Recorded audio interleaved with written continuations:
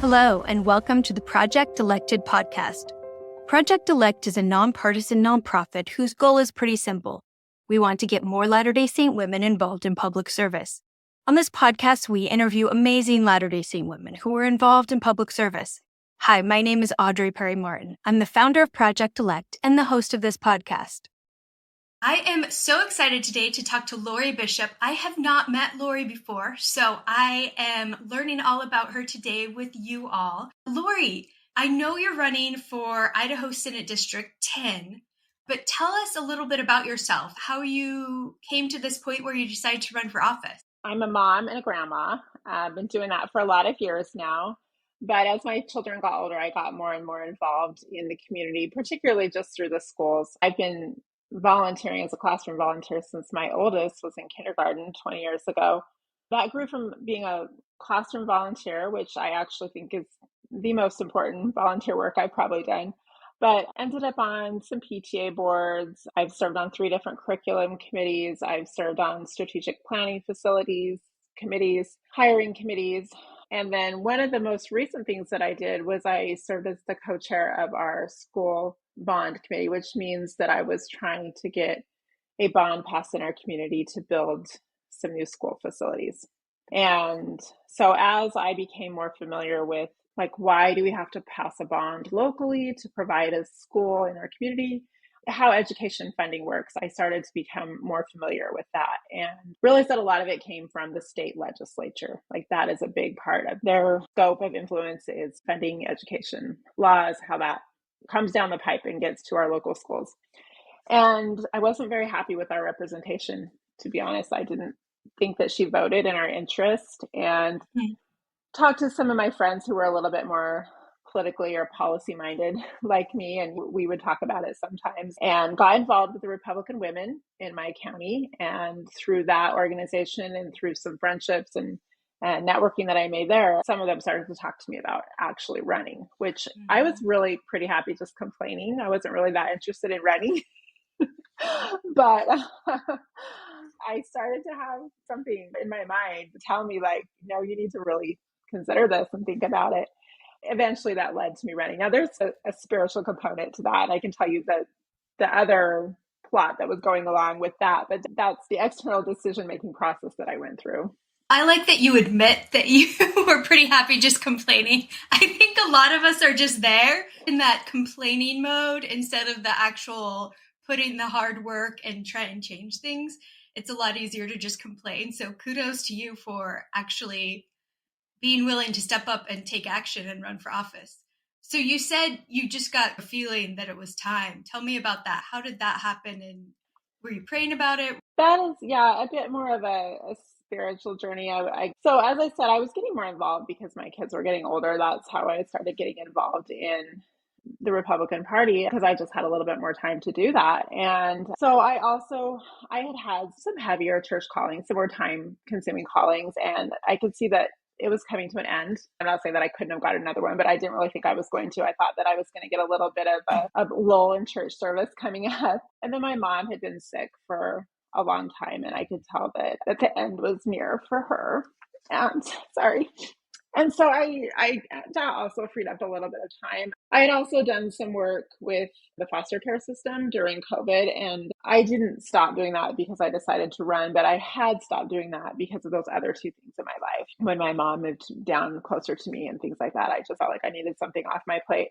And so when my mom passed away and I got released from my calling, and all this happened as I was also being prodded by my friends to run, I just thought, not everyone has the bandwidth for this. Not everyone has the space in their life and the family support that I had. And it felt prompting, that I should probably get more serious about this. And along with that, I will also say that most people don't have that much interest in policy. It's boring to them. And for me, I find it exciting, but I liked crafting words. I actually have found that I kind of knew I enjoyed writing already, but I didn't realize how much a part of the job, at least of being a candidate. I haven't been a legislator yet, but being a candidate, I do a lot of writing, which I really enjoy. And then I had a talk with my husband, of course, and he was supportive at first. He's not a very emotional guy. He was just like, yeah, that'd be fine. But as time has gone on, he has turned out to be even more supportive than I would have guessed. more supportive than I would have guessed in all the ways, just helping me make connections. People he knows in the business world, he's like, hey, I bet they could help you. I bet they would support you. He's supported me financially. He's supportive of the time and the energy that I spend on it. And he's just really stepped up and shown himself to be even more of a partner than I always thought that he was. It just made me feel so full of gratitude for him. And I can tell you about some times in our marriage when those roles were reversed. And so it's been really good for our marriage, I think, actually. That's fantastic. I always want to know how the family support is. And it sounds like you have great family support, at least from your husband. How about your children? You said they're older, but were they supportive of you running? Were they excited by it?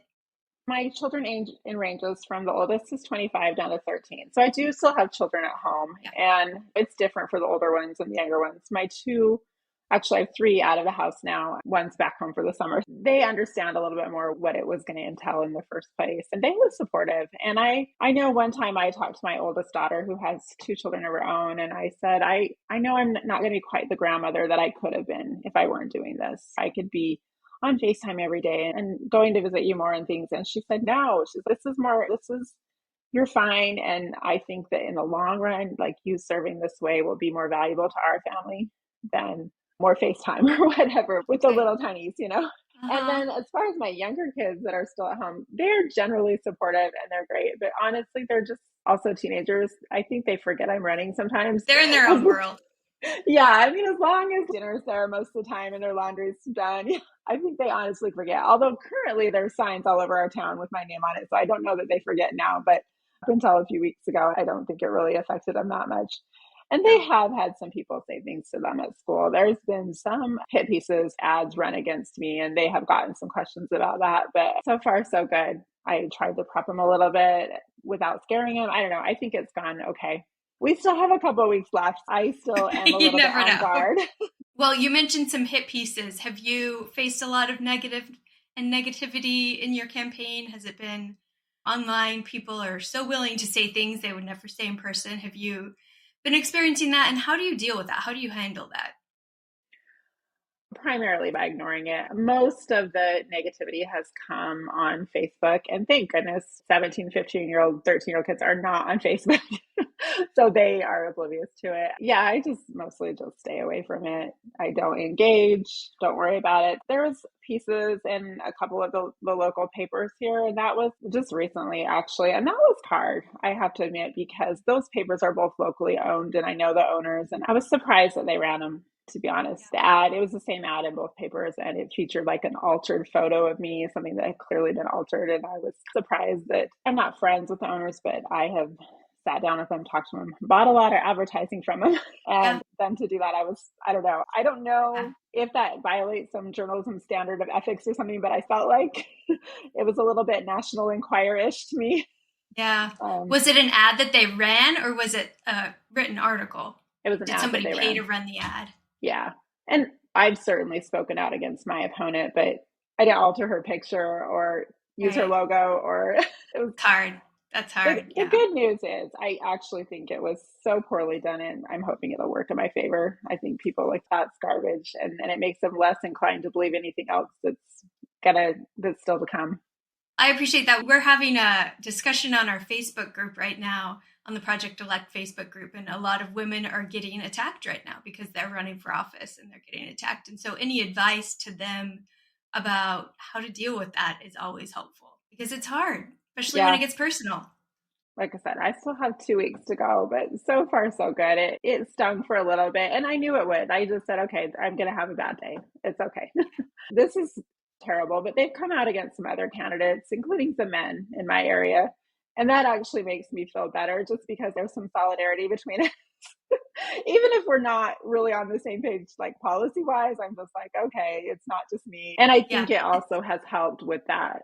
The narrative of this is ridiculous when they're doing it to more people than just me. So it's all politics. It's not supposed to be personal, even if it feels personal, right? Yeah, I mean, I don't want to give them that excuse that it's just politics. I don't think it's right. And I think but I was somewhat prepared for it. I mean, people actually ask me all the time early on, is your family ready for this? Is your family ready for this? And I was like, I don't know. I guess we'll see. There's no way to know. I don't know what's coming. And some of my people on my team, I think, have purposely just like, oh, they're going to use AI pictures, they're going to do this, or just to prepare me for the worst. And it hasn't been as bad as they've told me yet. Okay. So that's been, That's good. That's good. Hopefully it stays that way. yeah. It's always nice when campaigns can keep it positive and not go negative and treat each other with dignity and respect, which is rare these days, but so important. I have to say, just to be fair, like I go hard after the way my opponent voted. Research shows that's effective, but not personally. I don't go after her personally. I really have no beef with her personally at all. I just am not happy with the way that she's voted. That makes sense. You have to contrast on issues. That's what the campaign's about. And the better you can do it without going personal is always preferable, right? So, do you think that more women need to run for public office? It sounds like your opponent's also a woman, but in states like Utah and Idaho, there's just not as many women running. Why do you think that is, and how can we encourage women to decide to run? I think in the end, it all comes down to a personal decision. Certainly, I would say our culture, and I'm not even saying church culture, world culture, it's a little bit more difficult for women to see themselves in public leadership roles. That's just not something 5-year-old girls think about as much as maybe 5-year-old boys do. I think this is just my opinion. Sure, I would love to see more women run. Care more about policy. It's more important to me that their values and they're not just like moral values. Those are certainly important, but just their approach to governing and policy matches with mine. That's more important to me than. Yeah. But sure, I'd like to see more women. I certainly hate for women to just automatically discount themselves from running. I think that, but I'm also lucky. I have a lot of great women on my team. I have had several women serve as mentors. I think I'm more drawn to women when it comes to like mentoring people that I want to reach out to and learn from. I tend to do that with women more. So there's a lot of great women in Idaho in public office.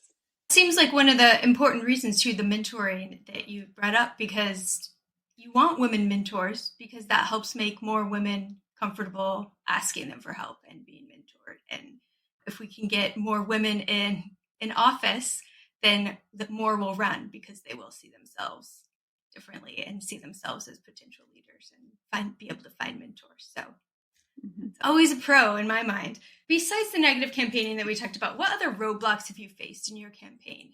Any issues or problems that have come up that you've had to solve while you've been on the campaign trail? I don't think anything unusual, but I've never run for office before. In some ways, my resume is very thin, which I consider that kind of cuts both ways. Or it's both an asset and it counts a little bit against me too. But I actually have really tried to work that to my advantage and just say, we have a citizen legislature and I'm a citizen. And so I may not have held a lot of important positions in business or the community, but I have always paid attention and I have some idea what I think is good for Idaho families. So that's been a little bit of a hurdle, and name recognition. Those two kind of go hand in hand, the lack of experience and the lack of name recognition. Just to be frank and honest, like money is always an issue in campaigning. Just how to get people to believe in you and be willing to invest. That's really what it comes down to, is people being willing to invest in you. So, and fundraising's hard. It's hard to ask your friends and family for money, right? Yeah, I've been told I have a little bit more of a knack for it than some people. I guess I'm just comfortable begging or something. But so it's gone pretty well. But good. I think that's true in so many things in life. There's never enough money to do everything you want to do. That's true. That's true. Campaigns are no different in that way. What have you uncovered any skills that you didn't know you had? Obviously, you just said fundraising, but what else have you been surprised by when you're campaigning that, hey, I'm good at this. I can do this? I don't know that I've been so terribly surprised by the skills that I have. And I'll be humble, like they're not the greatest skills, but what the skills that you do need, and I do possess to some degree at least, are skills that I honed in church experience: leadership, counseling, public speaking. Those three things particularly have come in very handy.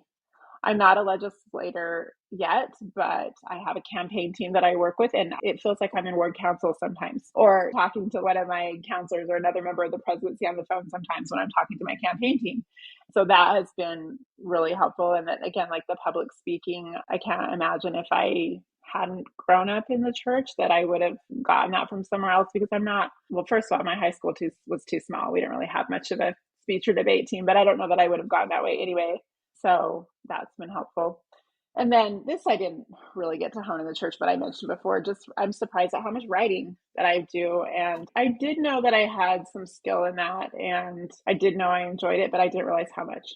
That's great. Stretching you in different ways and learning new things and enjoying it. That's Yeah. fantastic. So you mentioned your campaign team, and I liked how you compared it to ward council because it isn't ward council, but it's you're solving problems, you're trying to figure out the best way to proceed, and it is like a meeting where you all get together and figure out what's best, what the best thing to do. So how did you find your campaign team? How did you find people you could trust and who were willing to help you out?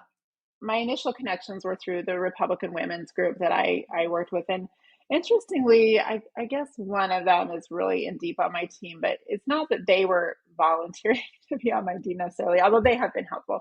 But one of them suggested I call somebody, I called her. So that's how I found my campaign manager. And then I started just having some meetings, and I just noticed who kept showing up, whether they were in-person meetings or when I would ask for help with something, or who would respond to my emails. And the people who kept showing up, I then asked them to do even more. And they did. I have a really great ground team, just so helpful. And then just some of my friends. One of my favorite stories from one of my team members is a mom friend of mine who I actually didn't know really well. Our kids are the same age and we cross paths here and there, but I wouldn't have necessarily called her. She's definitely not my inner circle of friends. But anyway, she expressed to me that she was willing to help with my campaign. And so I decided to take her up on it. And I called her and I asked her if she would go door to door with me and talk to people in the area. And she agreed to do that. And as we were doing that, I asked her what made her agree to do this, because a lot of people are hesitant. And it's mostly just been more of my close friends that have been willing to do that. And she said that she took a religion class, I think through Pathways. And the religion class she took, they studied all the articles of faith and they studied them each in depth. And so they studied the 12th article of faith, talking about being a good citizen. And she said they went through the whole handbook. And she said, there's nothing in the handbook that tells you not to get engaged politically. And she says, in fact, it's the opposite. Everything points towards supporting good people and doing good things. And she said that just really spoke to me. And I just felt like I needed to step it up a little bit in that area of my life. And she's a busy person. She's a Relief Society president. It's not like she needed something to fill up her time. But she felt like, I would guess, a nudge from God saying, do this. And yeah, that was really fun to hear her story and to work with her. And of course, she's very dedicated because she's not doing it for me, right? She was doing it for a higher reason, whether that's God or just the people of Idaho, however you want to look at it. But she had a real purpose for helping me. I'm going to have to put a link in the notes to that handbook quote that is, because I can't recall exactly what it says, but it's really quite clear that you're right. We should get involved in public service and in our communities and voting and all of those things that we're apprehensive about diving in sometimes as church members, but it's very clearly laid out. And I feel like it's been in several general conference talks recently too, right? That President Oaks was saying we encourage you to get involved and run for office. So I think we've been asked to do it as something that we should take seriously. I will go back to something you asked me before. You asked me about my challenges. Interestingly, I feel like that is also one of my challenges is when I've asked for different people's support. By support, sometimes I'll ask them if they can donate some money or if they'll write like a statement of support, people who have known me for a while. And more than just a couple of times, I have gotten the response, I'm in the bishopric or I'm in the church, I'm in the Relief Society, I can't do that. And I'm not going to argue with them about it, because maybe that's not even the real reason they don't want to do whatever they want to do. But I just struggle with that because I'm like, having a church calling, does that put you above politics? Does that mean that I'm descending to do this? And I get it. It does feel a little bit like that, like you're getting down in the muck and the mire. But are we above trying to make our country better? And I disagree with that. I think that we need more church leadership, local leadership involved to the point where they can. I mean, they're doing their own service in their own realm of service, and I totally respect that. But along those lines, I would have people say, oh, I'm sorry, I can't do that because I'm in the bishopric or something like that. And I'm like, yeah, but there's literally like 2 bishops serving in the legislature right now. And probably more. That's just that I know of. And actually, probably more. Yeah, in Idaho. It's probably a lot more in Utah. So I was like, how does that work? Particularly, I will say, as a woman running for office and stuff, men who have served in church leadership positions, they sit on the stand. They conduct meetings. They are visible leaders. And so if they decide later or even during to run for office, it's automatic. They don't struggle with the name recognition that I did. Yeah. And that's just been really interesting to me. It is. It's a different leadership, and the women are doing so much, but it's not as visible. Right. Yeah. And it's like that automatic credibility that men who run for office who have served in leadership positions have, where women, even if we have served in some leadership positions, and I haven't served anything like super high or anything, but I've been like in my ward, I've had leadership positions, but no one knows, no one remembers. Because we all do it. It's just a rotating wheel of service. Yeah, no, that's a good point. And it's interesting. We do probably have to work a little bit harder, right, to get that name recognition and all of that, especially in states where there's high church memberships like Idaho. And the thing too that has been really cool about that too is occasionally, not often, but occasionally I will have a man who has served in a leadership position, and at some level, like we've never talked about it outright, but he recognizes that, and he recognizes that it's a bit of an uphill battle that maybe him or one of his friends who is in office didn't have, and so has decided to really support me. I've had that happen a couple of times too, on the flip side, and that has been just wonderful. Actually, I just love it when we have allies in our male leaders. We need that. That's fantastic. So you haven't run before. This was your first jump in. I'm interested to know, how were you nervous jumping in? Were you just convinced that this was the right thing to do, so you weren't as nervous about it? How did that feel? Because I know that holds a lot of people back. Just the taking that leap into thinking about it to actually doing it. Oh, I was so nervous. I was sick to my stomach sometimes thinking about it. But that was part of my spiritual journey. The Holy Spirit whispered to me, like, just one day at a time, just like you do anything. You just do it one step at a time, one step at a time. And for a long time, I could tell myself, you can back out, like you can back out. But there did come a point when I was like, okay, I can't back out now. Too many people had helped me at that point, and I had filed, and so there did come a point where I felt like I can't really back out. But by then I was much more comfortable with the idea of being a candidate, and had gotten a lot of my team has put together, and that gives me a lot of confidence to have good people behind me. I have some people on my team, two women in particular, but multiple people on my team who, like, one of them I could just call and just say, I need a pep talk. Like, I just need a pep talk right now. I'm just feeling like all this is in vain. I'm not going to win. And sometimes I feel like, and maybe that's not in God's plan for me to win. And I know I'll be okay, but in the meantime, I need a pep talk. And so I have two really great friends on my team that are ready to give me a pep talk at any time. So that's been good. That's needed. That's important to have those people on your team.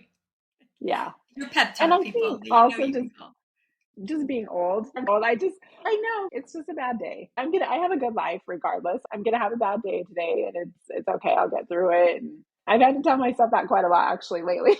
This home stretch is, it's a lot, but we'll get through it. Yeah, absolutely. We are almost out of time, but I did want to ask you if you had a invitation for our listeners, something that they could do to prepare them to take a step towards getting ready to jump in a race for public office, or just getting more involved in public service. I certainly would encourage anyone who maybe is feeling that prick right now, if they're listening, if they've thought about getting more involved publicly, to investigate your options. Obviously, you don't want to run against someone who's already doing a good job. I always thought maybe I'd serve on the school board, which didn't seem so scary, especially 10 or 15 years ago. But we had good people on the school board. There was just not, I agreed with how they did things, so it was fine. But yeah, I would just say, if you're feeling a prick, like, go for that. But I will also say that we all have a part to play. And I'm even going to talk, what Patrick Mason's book, Restoration. And just, we all have a part to play in the restoration. And maybe this is my part to run for public office, but somebody else may need to be a foster care parent, or just a classroom volunteer, or maybe you have a parent you have to take care of. And if that's all you can do, that's all you can do. Like, everybody can find their niche. I would just say, if you feel like you don't know what your niche is, then find one. And maybe you're already doing it and you just don't know that. Maybe you're already doing your quota of public service by taking care of your own kids or your own family. Like, that might be all you can do, but find something to contribute to your community. Absolutely. And I do like how you said earlier that you had some space open up in your life. and some time. And you couldn't have done it before, but you could do it now. And that's so true, especially for women's lives. I think we just have these seasons and they're very different and we don't always know when they're coming and when they're ending, but it's great job jumping in when you felt like you had some space and time to do it and being someone who's willing to step up. That's fantastic. It's been great talking to you. I'm so happy that I got to meet you and chat a little bit.